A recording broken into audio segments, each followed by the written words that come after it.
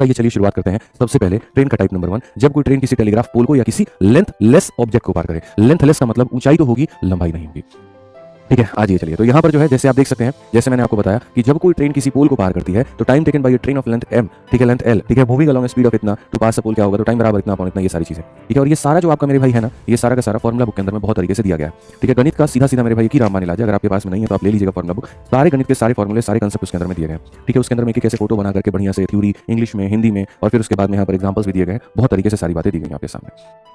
ठीक है, तो आइए चलिए शुरुआत करते हैं। सबसे पहले कहा गया एक ट्रेन है 364 मीटर का जो पास करता है किसी पोल को 26 सेकंड में। Find the speed of the train in metre per second. 364 metre लंबी एक रेलगाड़ी। अगर हम यहाँ देखें तो मेरे भाई यहाँ देखेंगे तो ये क्या हो जाएगा, तो यहाँ पर जो है बोलेंगे कि सर 364 मीटर लंबी एक रेलगाड़ी, 364 मीटर लंबी एक यहाँ पर जो रेलगाड़ी है मेरे भाई यहाँ पर पास करती है किसी भी पोल को, और कितने सेकंड में, तो वो हमारे सामने 26 सेकंड में। तो कहा गया यहाँ पर कि भैया जो ट्रेन है इसकी स्पीड जो होगी वो क्या होगी।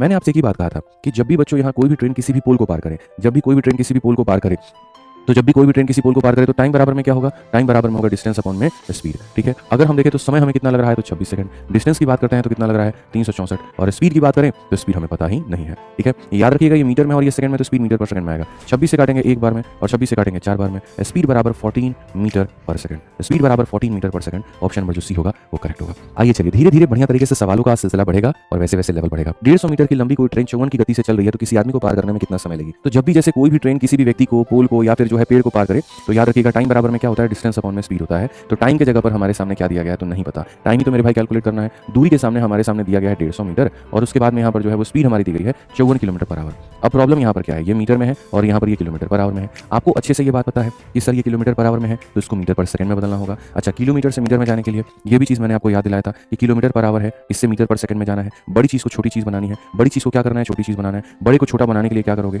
छोटी संख्या से मल्टीप्लाई, बड़ी संख्या से डिवाइड, और ये छोटा है इसको बड़ा बनाना है, छोटे को बड़ा बनाने के लिए इससे मल्टीप्लाई और इससे डिवाइड। समझ में आ गया बात यहाँ पे। ठीक है, तो हम अगर देखेंगे तो हम यहाँ पर क्या करेंगे, 54 है तो मेरे भाई यहाँ पर इसको सीधा सीधा 5/18 के साथ में हम गुना करेंगे। ठीक है, अब आगे बढ़ते हैं और आगे यहाँ देखते हैं तो हम यहाँ पर आगे क्या करेंगे। सर 18 से काटेंगे कुल मिलाकर के 3 बार में, 5 × 3 15 होता है, और 15 से काटेंगे 10 बार में, तो यानी समय जो होगा वो हमारा कितना होगा, 10 सेकंड। ऑप्शन नंबर जो सी होगा वो हमारा करेक्ट होगा।